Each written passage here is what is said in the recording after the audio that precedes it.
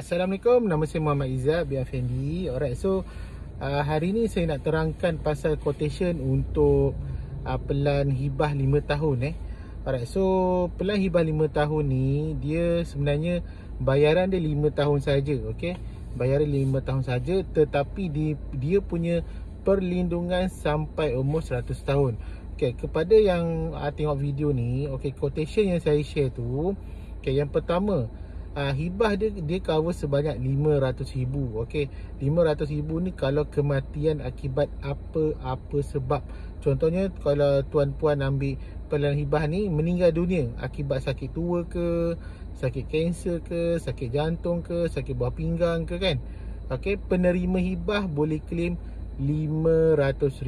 Itu yang pertama. Yang kedua, anda katalah berlaku kematian ke atas tuan-puan akibat kemalangan. Okay, kemalangan ni tak kisahlah on the way pergi kerja ke, balik kerja ke, ataupun pergi berjalan ke, kan.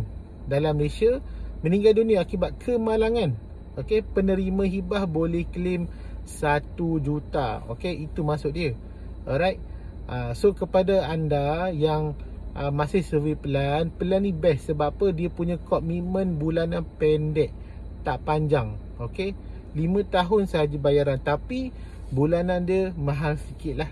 Okay, so kepada yang berkemampuan, mungkin boleh consider pelan ni. Okay, mungkinlah ada antara kita yang ada simpanan. Contoh ada simpanan dekat bank ke, tabung haji ke, ASB, kan.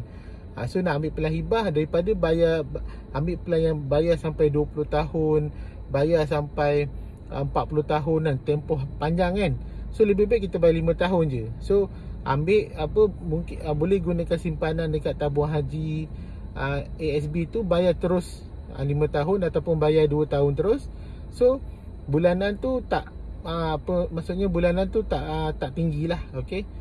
So maksudnya bayar 2 tahun terus, nanti tahun ketiga baru bayar. Nak bayar 2 tahun terus boleh, nak bayar 5 tahun terus pun boleh, tak ada masalah. So pelan ni memang limited untuk tahun 2025 sahaja. Nanti tahun 2026 kita tak tahu, mungkin dah tak ada package ni.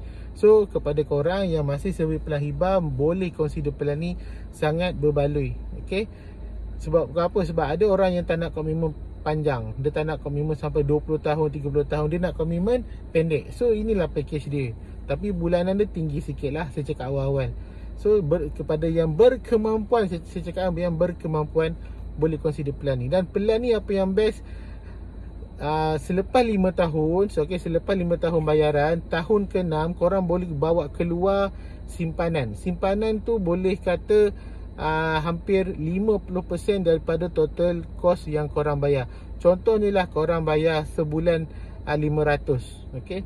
So RM500 sebulan, darab 12 bulan berapa?